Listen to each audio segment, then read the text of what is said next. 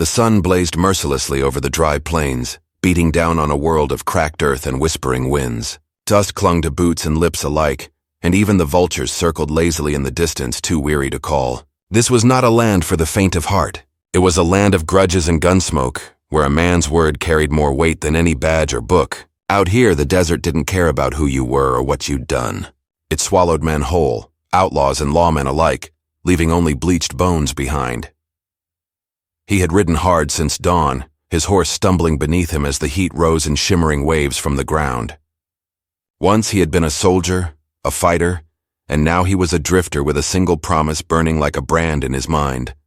He had sworn with a kind of rage that leaves no room for doubt, that he would kill every Apache he came across. To him, they were not people but shadows from the war, the ones he blamed for the loss that had hollowed him out. His vow had carried him across miles of bad land, fueled by a bitterness he didn't dare question.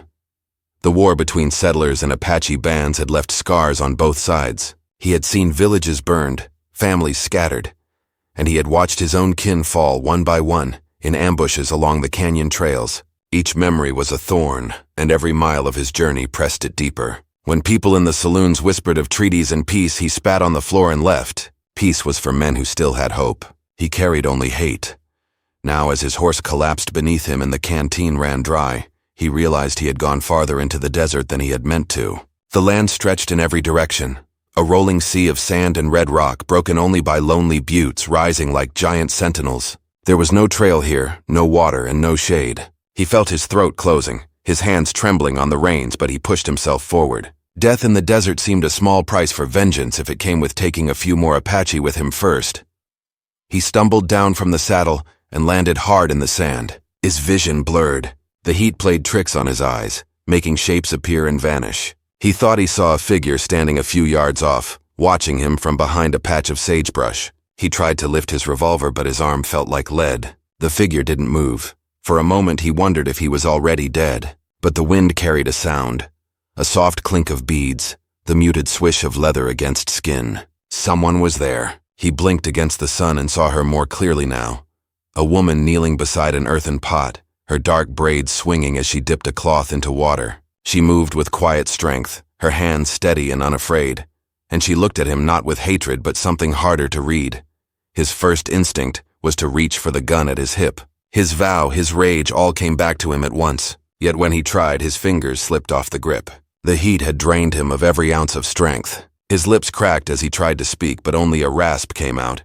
She approached, slow and careful, her shadow falling across his face. The scent of clay and cool water filled his nose, and for the first time in days he thought of life instead of death. She held the wet cloth to his lips, letting a few drops of water trickle in. He swallowed and coughed, his body trembling.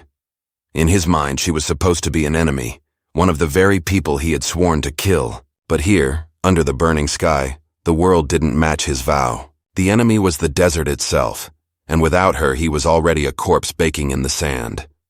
She spoke softly, her voice carrying the weight of the land. He couldn't make out the words at first, but the tone was calm, almost commanding. She gestured for him to drink more, then guided the water to his cracked hand so he could cool his face.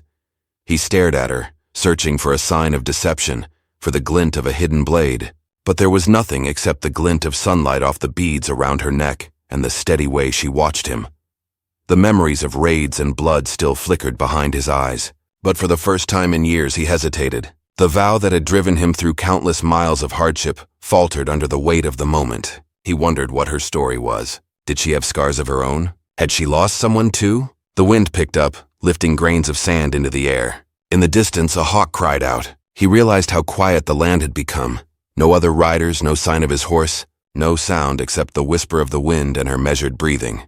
He managed to croak out a question, but his voice was too weak for it to carry. She tilted her head, then answered in her own language, low and firm. He didn't understand the words, but the meaning was clear enough. She wasn't leaving him here to die. She slipped her arm beneath his shoulders and helped him sit up.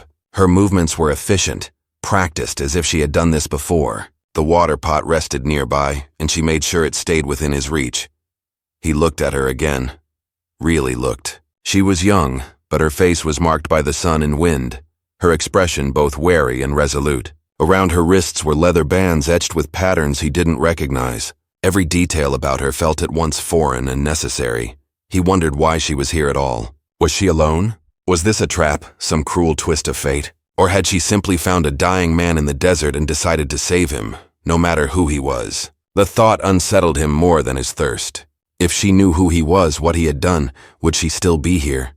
Or would she leave him to the vultures circling overhead? He tried to push himself away from her, a feeble show of pride, but his strength gave out and he collapsed again. She steadied him without a word, her eyes narrowing slightly, then reached for something in her satchel. He caught a glimpse of herbs, a small pouch, a knife with a carved handle.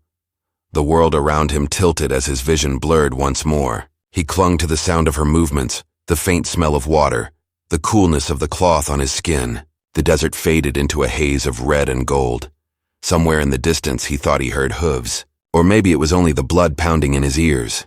She glanced over her shoulder, alert now, her posture tense. For the first time he saw worry flicker across her face. Whatever was out there, she had heard it too. His hand found the grip of his revolver again, this time with a weak but determined hold. He didn't know whether to point it at her, or at whatever was coming. His oath, his survival, his hate, all of it tangled together like barbed wire. The sound grew closer. Hooves? Footsteps? He couldn't tell. She rose to her feet, shading her eyes against the sun, scanning the horizon. Her lips moved silently as if she were counting or praying. He tried to ask her what she saw, but his throat caught. She looked down at him, her expression unreadable, then back to the distance. The desert seemed to hold its breath. The man lay half-propped on one elbow, sand sticking to his lips, while the woman's eyes stayed fixed on the horizon. Her shoulders had stiffened, and even in his haze he could tell she was listening for something. The sound he thought were hoofbeats grew clearer, like muted drums rolling over the flat land. He could not see what she saw, but he felt the tremor of danger crawl up his spine. She bent quickly, grabbing the water pot and slipping it into a leather sling at her hip. Then she knelt again, her braid falling forward, and spoke low to him. He didn't know the words, but the intent was plain. He had to move. Her hand went under his arm and tried to lift him. His body refused. Pain shot up his side as he tried to stand. Every part of him screamed for water, shade, anything but this. Yet the way she moved, quick but deliberate, told him she wasn't about to abandon him. That puzzled him more than the approaching sound. He had been raised on stories of warriors who took no prisoners, of raiding parties that spared no one. He had built his vow on those stories. And yet here she was, risking herself for a man who might have killed her brothers. She shifted her weight, pulling him until he sat up straighter. He saw then that her hands were steady, but her eyes darted again to the open plain. The red rocks stood silent and empty, but the desert had a way of hiding people until they wanted to be seen. He coughed, trying to wet his throat enough to speak. Why, he managed to rasp. It was the first word he'd spoken in hours. Her gaze flicked to his, and for a second he thought she might answer. But she only pressed the damp cloth to his lips again, forcing another trickle of water into his mouth. He drank because he had no choice. Memories blurred with the heat. He remembered riding with soldiers through narrow canyons, rifles ready. He remembered burned homes, women clutching children, riders disappearing into the brush. He remembered swearing after burying his last brother that he would never forget, never forgive. Those memories had been iron in his blood. Now, under the harsh sun with her hand on his shoulder, they felt like stones dragging him under. She spoke again, faster now, her eyes moving between him and the horizon. He thought he caught a word, run, but he couldn't be sure. Her fingers tightened on his arm. The sound out there grew louder, then softer, as if whoever approached was circling. The man's heart hammered. If it was a war party, he would be dead in seconds. If it was a patrol of settlers or soldiers, she would be the one in danger. Either way, the desert was about to erupt. She reached into her satchel and pulled out a strip of dried meat, thrusting it into his hand. It smelled faintly of smoke. He hesitated, then bit off a piece. The salt and fat hit his tongue like a shock. He realized she was trying to give him strength enough to move. A shadow passed overhead. A hawk or maybe a vulture. The man looked up and saw the sky pulsing with heat. When he looked back, she was on her feet, scanning again. Her posture told him she had spent years learning to read this land, listening to its smallest changes. He felt a flicker of shame. In his world, she had been a faceless enemy. Out here, she was the one person standing between him and a death too slow for a bullet to end.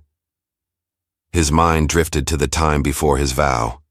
He had been younger, full of plans, living in a settlement that clung to the edge of the wild country. The talk had always been about pushing farther, building more, taking the land as if it were empty. Only later did he understand it had never been empty. But by then it was too late, and the fighting had begun. He had seen his family pay the price. That was the seed of his hatred. Another gust of wind sent dust swirling around them. The woman crouched suddenly, pressing her hand flat to the ground as if feeling vibrations. Then she looked at him, eyes sharp. She gestured toward a cluster of low rocks a short distance away. Shelter. He tried to stand again, using his revolver as a brace, but his legs wobbled. She slipped under his arm, supporting more of his weight than her small frame seemed able to bear. Together they stumbled toward the rocks. With each step, the world tilted. He heard faint laughter somewhere, or maybe it was only the echo of his own fever. He clutched the gun tighter but didn't raise it. They reached the rocks and she pushed him down into a shallow pocket of shade. She set the pot beside him, then crouched at the edge, peering out. Her back was rigid. He took a deeper drink from the pot now, enough to cool the fire in his throat. The water tasted of clay and minerals, but it was life itself. He looked at her silhouette against the bright sand and wondered if she had ever stood over someone like this before. Someone who might hate her, but needed her all the same. His eyes drifted to her belongings. The satchel, the beads, the small knife. Each item spoke of travel, survival, care. Not the spoils of war, but tools of a life lived on the move. He realized she might not belong to any single place. She might be as rootless as he was now. The sound out there faded again, then rose. He caught a glimpse between the rocks, just a flash of movement, low and quick, far off. It could have been a rider. It could have been a trick of the sun. He thought of pulling her down beside him, of warning her, but she already knew. Her hand hovered near her knife, time stretched. The heat pressed down. He could hear his heartbeat like a drum. He forced his voice into a whisper. "They coming?" She looked back at him then, her expression unreadable, and gave a small shake of her head. Or maybe it was a nod. He couldn't tell. He sank back against the rock, his chest rising and falling. He hated feeling helpless in front of her. He hated needing her. But more than that, he hated the tiny spark inside him that wanted to trust her, if only for this one moment. The wind shifted, carrying a faint smell. Smoke, maybe, or horses. His fingers twitched on the revolver. He remembered the promise he had made and wondered if it had any power left here, in this slice of desert where the world had turned upside down. She leaned closer suddenly, her voice low but urgent. She pointed toward the base of the butte in the distance, where a line of dark shapes had appeared. Riders moving slow as if testing the land. He couldn't make out who they were. They were too far. All he saw was dust rising behind them. Her hand brushed his as she gestured. It wasn't a comfort. It was a signal. They would have to move again soon. His body screamed at the thought, but he knew she was right. If those riders reached them here, whatever fragile balance existed between them would shatter. He thought of the years behind him, of the promise he had lived by. He thought of the woman kneeling over him now, offering water to a man who might have shot her if they'd met a day earlier. The riders in the distance slowed. One lifted an arm, pointing. The man's grip tightened on his gun. The woman shifted her weight, ready to spring. The desert held its breath. The man's pulse thudded in his ears as the riders in the distance slowed to a crawl. Dust rose around their horses like a veil, making it hard to count them. The shapes moved in a loose pattern, sometimes spreading, sometimes drawing together. Whoever they weren't wandering. They were looking. The woman crouched low against the rock, her braid sliding forward. She pressed her fingers to her lips, signaling him to be silent, then pointed at a narrow break between two boulders farther up the slope. He understood her meaning, a path. If they moved quietly enough, maybe they could slip behind the ridge before the riders closed in. But his legs still felt like sandbags, his muscles stiff from heat and exhaustion. He shifted, trying to rise, and the faint clatter of his revolver against the stone made her snap her head back toward him with sharp eyes. Even without words, she made her point clear. One mistake could bring death to them both. He stayed down, breathing slow, letting his heart steady. As he did, his gaze drifted across the desert toward the riders again. It was strange how distant they looked, like shadows. But every movement carried a purpose. He could almost feel their intent creeping across the sand toward him. The woman's attention flicked from the shapes to the sky, then back to him. Her hand slid into the pouch at her waist and came out with a small pinch of dust-colored powder. She sprinkled it over her palm, blew gently, and the fine particles scattered on the wind. It looked like nothing, but the way she did it, calm, deliberate, felt like some kind of signal or ritual. For the first time, he wondered if she was traveling alone at all. Maybe she wasn't just a chance rescuer, but a scout, someone who could bring a message back to her own people. The thought twisted in his gut. If that were true, his life might depend on what she chose to say about him. He shifted again, feeling the revolver's weight on his hip. His oath still hung over him like a ghost. He had lived by it for so long that it had become his only anchor. Without it, who was he? Yet here, crouched beside the very kind of person he had sworn to hate, he felt that anchor slipping. The riders drew a little closer, their shapes clearer now. He counted 5, maybe 6. He couldn't tell if they were settlers, soldiers, or Apache. Their clothing blurred in the haze. One of them lifted something long, rifle, lance, he couldn't tell which, and pointed it toward the ridge. The woman's eyes hardened. She tugged at his arm, urging him toward the gap between the rocks. Her grip was strong for someone so slight, but he could see the strain on her face. This wasn't just about saving him anymore. She was putting herself at risk, too. They moved slowly, crouching low, sliding from one patch of shade to another. The ground burned his palms, but he forced himself to keep up. The ridge loomed above them now, jagged and red. If they could reach its far side, the land dipped into a shallow ravine. From there they might lose the riders in the maze of stone and scrub. He tried not to think about the irony. A week ago he would have called this very woman his enemy. Now she was his only chance at life. The desert had a cruel sense of humor. As they climbed, he caught snatches of her voice, soft, almost a chant. He couldn't tell if she was praying or simply talking herself through the danger.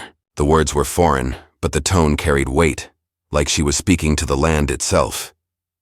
They slipped behind the last boulder, just as the first of the riders crested a low rise. He pressed himself against the stone, panting quietly, and peered through a narrow crack. Sunlight glinted off metal out there. The figures were close enough now that he could see their faces. Dark eyes under wide brims, cloths tied over mouths against the dust. These weren't soldiers, nor did they look like villagers. They moved like hunters scanning the rocks, shifting in unison. He wondered if they were after her, after him, or simply scavengers who had caught sight of an easy target. The woman motioned him deeper into the gap, her movements sharp but silent. He followed, feeling the scrape of stone on his back. They emerged on a narrow ledge above a drop of 10 feet into the ravine. Below, a tangle of mesquite and dry grass offered some cover. Beyond that, the land opened again, dotted with old wagon ruts fading into the sand. He realized they were standing above what might once have been a hidden trail, used by people who knew the land better than any map. She dropped first, landing lightly despite the weight of her satchel. She looked up and beckoned. His knees trembled as he lowered himself. The stone was hot and rough, tearing at his palms. He slipped the last few feet and landed hard, jarring his ankle. She caught his arm to steady him. They crouched among the mesquite, breathing shallow. From here he could no longer see the riders, but he felt their presence like a storm about to break. He turned to her, wanting answers. Why, he whispered again. It was all he could manage. Why had she stopped for him? Why was she risking herself now? Why was she still here when she could vanish into the land she knew so well? She met his gaze for a heartbeat, then looked away. Her expression was unreadable but not cold. She touched her chest lightly, then pointed at the horizon where the sun bled into the sky. It wasn't an answer, not in words, but something in the gesture told him she had her reasons. They moved again, staying low under the brush, weaving through the ravine. Each step felt like a gamble. He kept his revolver in his hand now, though it felt heavier than it had on any battlefield. As they wound deeper into the cut of the ravine, signs of old life appeared, stones stacked into crude walls, a broken wagon wheel, a fire pit long cold. This had been someone's camp once, maybe many times. The desert swallowed such places, but traces lingered. He imagined travelers huddled here at night listening for hoofbeats just as he did now. He imagined the woman's ancestors walking these same paths, carrying water pots and stories from one canyon to the next. The thought unsettled him, but it also cracked something inside him. For the first time he saw the land not as a blank space to be taken, but as a place already full of life and memory. The woman slowed, kneeling by the fire pit. She brushed aside some stones, revealing a narrow hole lined with clay. She dipped a finger in and brought it to her lips. Water. Hidden. But here. She gestured for him to drink. He knelt and took a careful sip. It was cool, fresher than the pot. He felt a surge of life run through him. She drank next, then covered the hole again. In the distance, the faint sound of voices drifted into the ravine, low, muffled, but there. The riders were close. He gripped his revolver tighter, but a new thought crept in. If they were after her, was it because she had helped him? Had he dragged her into danger she might otherwise have avoided? The woman looked at him then, and he knew she had the same thought, but there was no blame in her eyes, only resolve. They pressed on, following the ravine until it curved sharply. Here the walls rose higher, the shade deeper. The air cooled slightly. For a moment he almost felt safe. Then a stone clattered down from above, striking the ground a few feet away. Both of them froze. He looked up but saw only sky and jagged rock. Another small pebble skittered down. The woman's hand went to her knife. She looked at him, her eyes bright with warning. He realized then that the riders weren't just searching the open plain. Some of them had climbed ahead, circling to cut them off.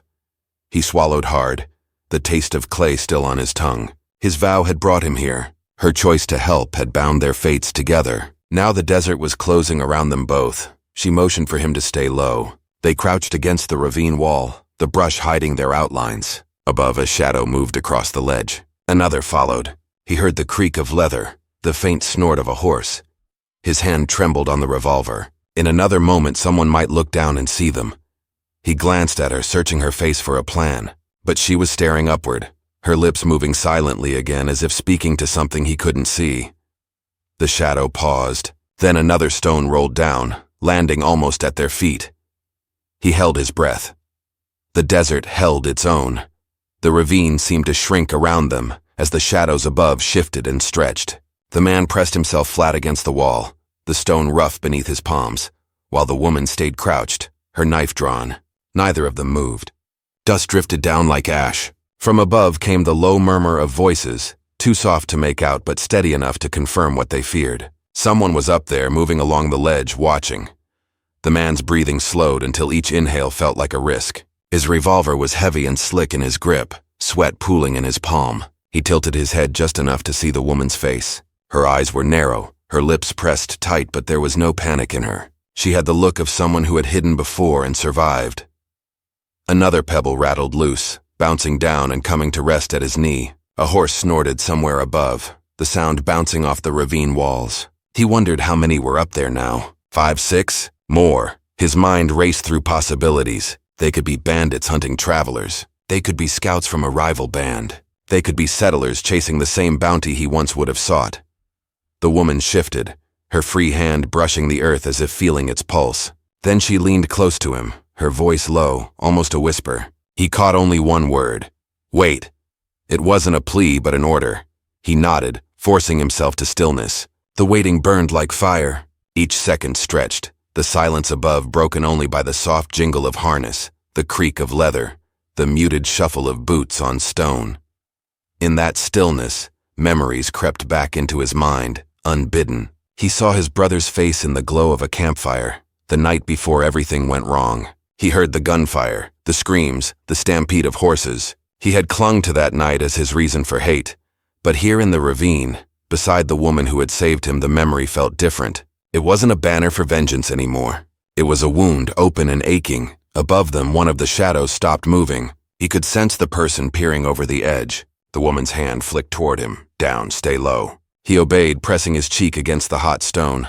A clump of dry grass drifted down, landing softly at her feet. She tilted her head upward, eyes locked on the ledge. Her whole body tensed. Then came a sound from farther off, a sharp whistle cutting through the dry air. It echoed down the ravine like a bird call. The shadows above shifted. A reply, another whistle, fainter. The riders were signaling each other. The man's grip on his revolver tightened. His finger hovered near the trigger. He pictured himself firing up at the ledge, scattering the figures, making a break for it. But one glance at her stopped him. She gave a tiny shake of her head. Shooting now would draw them all at once. Instead, she motioned for him to follow. She crept along the base of the wall, moving like water over stone. He followed, each step measured, keeping his shoulders low. The ravine bent again, its walls narrowing, then opening into a space where the rocks formed a shallow cave. She slipped inside, pulling him with her. Inside, it was cooler, the light dim. The air smelled faintly of earth and old ashes. His eyes adjusted enough to see faint carvings on the walls, spirals, handprints, marks left long ago. He realized with a start that this wasn't just a cave. It had been used before, maybe as a shelter, maybe as a hiding place. She touched one of the handprints with her fingers, then turned to him, her expression unreadable. For a moment he thought she might say something, but instead she crouched at the entrance, peering out. He stayed back, his revolver still ready, and tried to quiet his breathing. The carvings on the walls felt like ghosts watching them. Whoever had left them had known this land, had survived it, had hidden here as they were hiding now. Outside, the sound of hooves grew louder again. The riders were moving. The woman leaned farther out, then back, her jaw tight. She gestured for him to stay where he was. He wanted to ask her plan, but he swallowed the words. The tension in the air was too thick. He forced his mind to focus. What did he actually know about the people outside? Nothing. They could be after her, or after him, or just crossing the land. But their pattern, the way they moved, the signaling, it wasn't random. A new sound, cut through the air. A low, drawn-out call, not a whistle this time, but something like a horn. It echoed off the ravine walls, deep and hollow. The woman stiffened. Whatever that sound meant, it changed things. She turned to him then, eyes sharp, and pressed her hand to his chest as if to steady him. Her other hand tightened on her knife. He saw her weighing choices in her mind, choices that would affect them both. Another horn call followed, closer now. The horses above shifted restlessly. Voices rose, clearer this time, though still too far for him to understand. He thought of running deeper into the cave, but the darkness beyond the carvings was absolute. There could be another way out, or there could be nothing but a dead end. The woman seemed to think the same thing. She glanced into the darkness, then back at him. Her fingers brushed the beads at her neck, a quick, unconscious motion. He realized how still he had become, sitting there with his revolver and his heartbeat loud in his ears. All his life he had imagined himself the hunter. Now he was prey. She crouched low, whispering something too soft for him to catch. Her eyes flicked between the cave mouth and the ledge above. Outside, a clatter of stones, someone descending. The voices grew louder. He tensed, raising the revolver. She reached out, pressing his hand down, her eyes burning into his. Not yet. The horn sounded a third time, almost directly above.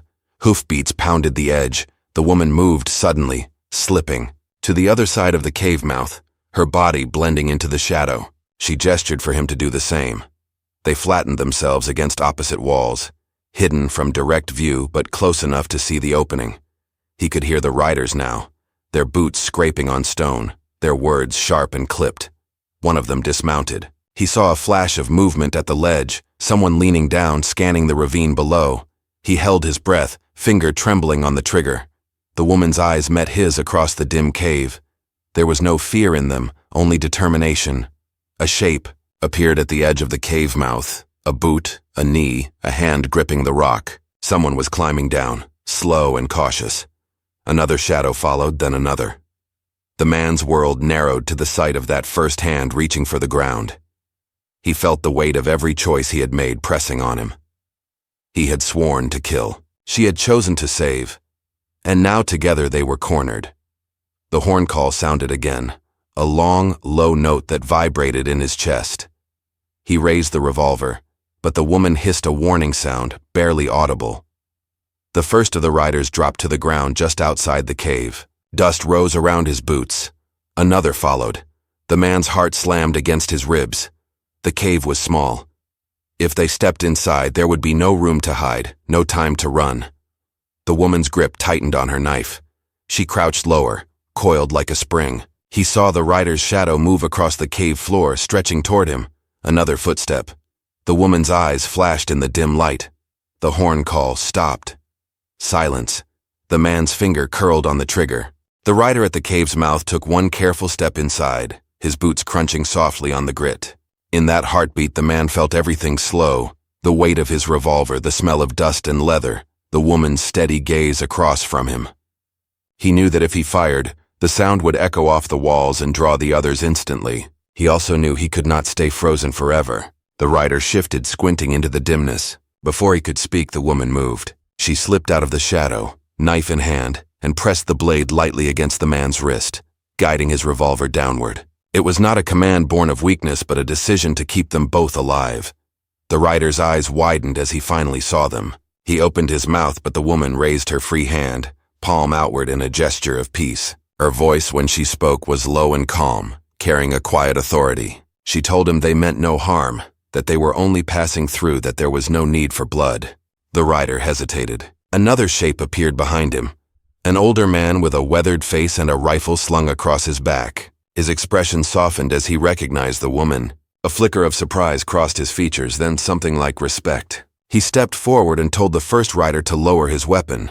The man holding the revolver let out a slow breath. The tension that had wrapped around his chest began to ease, though his hand still trembled. More figures appeared at the cave entrance, but their weapons were no longer raised. Murmurs passed among them as the older man spoke quietly to the woman in a language the man didn't understand. She answered in kind, her tone firm but not hostile. After a moment, the older man nodded and gestured for the others to back away from the cave. The horses above snorted and shifted, but the horn did not sound again. The woman stepped aside, motioning for the man to follow her into the open. His legs felt heavy as he rose, revolver hanging loosely at his side. He expected a trap, but instead he found the riders forming a loose circle, their expressions wary but not cruel. The older man introduced himself slowly in halting English, explaining that they had been tracking a group of raiders who had burned a nearby camp. They had assumed the man and woman were part of it. The woman shook her head and told them what had really happened on the trail, how she had found the man wounded and left for dead after an ambush. She told them of the people who had been lost, and her voice carried a weight of grief that silenced the circle. For the first time since the gunfire of that terrible night, the man spoke openly. He told them his name. He admitted what he had done in the past, the choices he had made, the reasons he had been hunted and broken. The words were rough in his mouth, but they came anyway. He told them he had been running from vengeance and from himself. When he finished, no one moved for a long while. Then the older man nodded once as if acknowledging a debt. He told the man that the raiders they sought were already dead or scattered, and that there would be no more pursuit. The circle began to dissolve, the riders mounting their horses again. The woman touched the man's arm lightly, guiding him away from the cave and toward the open stretch of land beyond the ravine. The sun had dipped low, turning the sky a deep copper. He felt the heat of it on his face and realized how long it had been since he had noticed the color of the sky. As they walked, the riders melted into the distance, their figures shrinking until they were only specks against the horizon. The horn sounded once more, but this time it was not a warning. It was a farewell. They found a stream and sat beside it, the sound of water soft against the stones. For a long time neither spoke. The man stared at his reflection in the current and barely recognized it. He thought of his brother, of the night everything had gone wrong, of the years he had spent feeding his anger. The hunger for revenge had driven him this far, and yet here he was, alive only because the woman had stopped him from pulling the trigger. He realized that the moment in the cave had been a choice, one he had not made alone. She had shown him another way, and somehow he had listened. When he finally spoke, his voice was quiet. He asked her why she had risked herself for him when she could have left him behind. She looked at him steadily and said that no one heals by spilling more blood. She told him she had lost family too, and that saving him had been her way of keeping another name off the list of the dead. Her words were simple, but they struck something deep inside him. He felt the weight of the revolver at his side and, without thinking, set it down on the stones. He did not throw it away, but he did not pick it back up. They traveled together for 2 more days, heading toward a small settlement at the edge of the plains. Along the way, they passed burned-out wagons and the faint trails of hoofprints. Each time, the man felt a surge of the old anger, but it faded more quickly now, replaced by a quiet resolve. He began to help her with small tasks, gathering wood, fetching water, keeping watch at night without the gun always in his hand. The land around them began to change, the barren rocks giving way to grass and low trees. At dusk, they would sit by their fire and talk, not about revenge, but about the people they had lost, the memories they still carried, and the small hopes they allowed themselves for the future. On the 3rd morning, the settlement came into view, a cluster of low buildings around a windmill, smoke rising from a few chimneys. The man stopped at the edge of the road, staring at it. He realized this was as far as their path together went. She had family there, people who had been waiting for her. He had no one. Yet he felt no bitterness. Instead, he felt something like gratitude. She told him he could stay if he wished, that the settlement could use a man willing to work. He thought of the life he had led, the faces of those who had trusted him and been lost, and he knew he could not stay. Not yet. He needed to find his own way back to learn how to live without the shadow of the past. He thanked her. The words felt too small, but they were all he had. She smiled faintly and pressed something into his hand, a small pouch of beads and feathers, like the one she wore around her neck. She said it was not a promise, just a reminder that there was another road besides vengeance. He closed his fingers around it and nodded.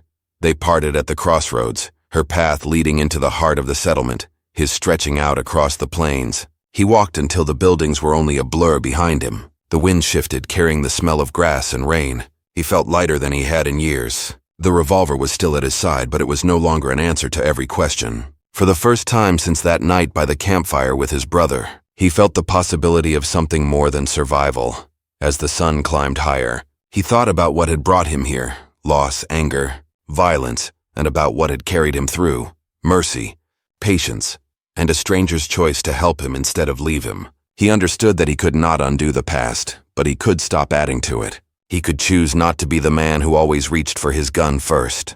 The road ahead was empty, but it was open. That evening he camped beneath a lone tree, the sky streaked with purple and gold. He took out the pouch she had given him and held it up to the fading light. The beads caught the glow, small sparks of color against the vastness of the plain. He thought of her words, "No one heals by spilling more blood," and felt a quiet determination settle over him. He did not know exactly where he was going, but for the first time in a long time, the direction mattered less than the journey itself. He lay back against the earth, listening to the wind, and let the night come. The stars appeared one by one, bright and patient. He closed his eyes and breathed deeply. Tomorrow would bring new choices, new roads, and he would walk them not as the man he had been, but as the man he was becoming. In the silence of the plains, under the endless sky, he found not an ending but a beginning, a chance to live differently, to carry forward what he had learned, and to honor the dead not with vengeance but with a life remade. In the end, the story of the man and the woman was not about a single fight or a single moment of danger. It was about the slow, hard turning of a heart away from destruction, about two people crossing paths at the edge of loss and choosing to help each other survive. It was about how even in the harshest places, a small act of mercy can change the course of someone's life. And as the man drifted into sleep beneath the stars, the wind whispered across the grass like a promise: "The road goes on, and so do you."